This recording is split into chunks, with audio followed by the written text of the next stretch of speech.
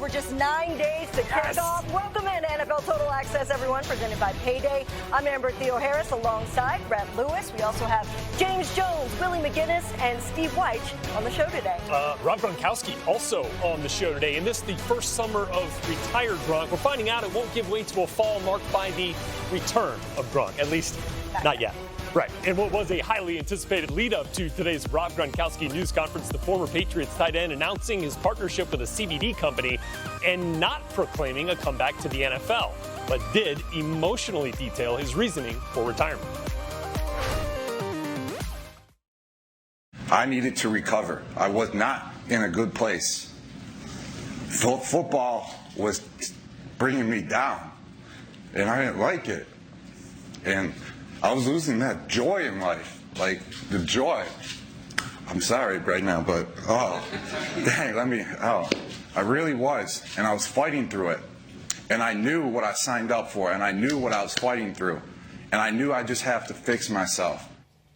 Let's bring in our NFL Network insider, Ian Rappaport. Ian, you were there for the news conference today in New York and had Gronk on your Rap Sheet and Friends podcast. What did you learn from hearing Gronk today and from your conversation with him?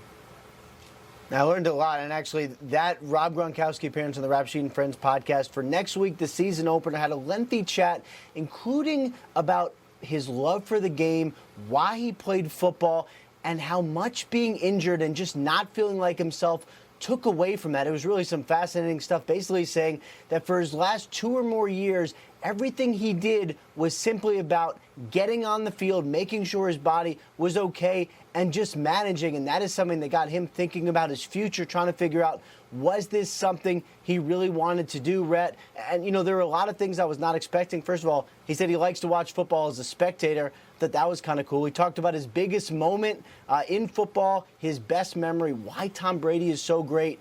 But, of course, the big thing that everybody wanted to know is, when would Rob Gronkowski unretire, and would he actually unretire? Listen to what he said when I asked him those kind of questions. I've had gut feelings, and then I didn't go with them. I went with a different option, and then it never works out. And I swear it never does. You always want to go with what you're truly feeling, even if it doesn't make sense to someone else.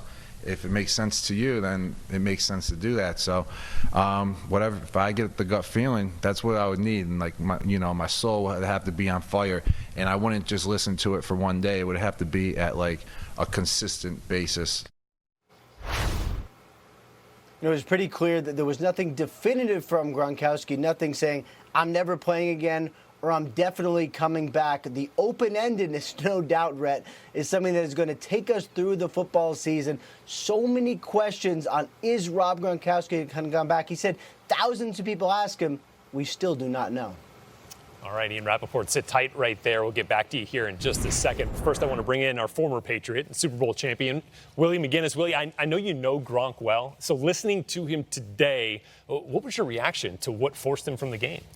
I agree with him for the most part. I know there's a lot of layers to why Gronk, what he was going through the last couple of years, and when you talk about a player that's battled a lot of injuries, that's played in the trenches, it takes a lot to get back on the football field.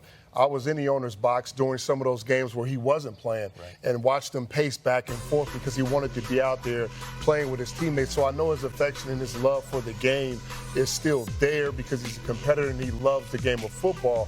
But when you're battling the injuries like we just saw Andrew Luck go through and some other players retire early, you contemplate retirement and moving on because of what it takes to get back on the football field. And I said it earlier. I said, you know what? His love for the game is still there. Right. I don't think it's over. When he retired, I think there's still something there.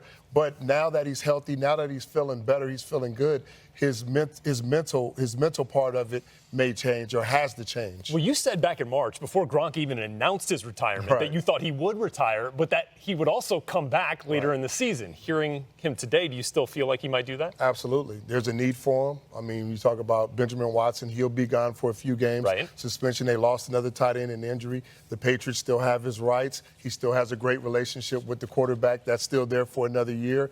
And when you talk about a guy that's going to be away from the game, you heard him say he likes watching the games. So when you're not so far removed from it and you start to get those sweat bubbles because you want to compete and go out there, I think there's an opportunity. And his agent also mentioned it at the annual meetings that, don't put it past if he comes back that, Gronk could possibly. Well, whether Gronk returns or not, he leaves the game as the most dominant scoring receiver of his time. 79 touchdowns since 2010, most.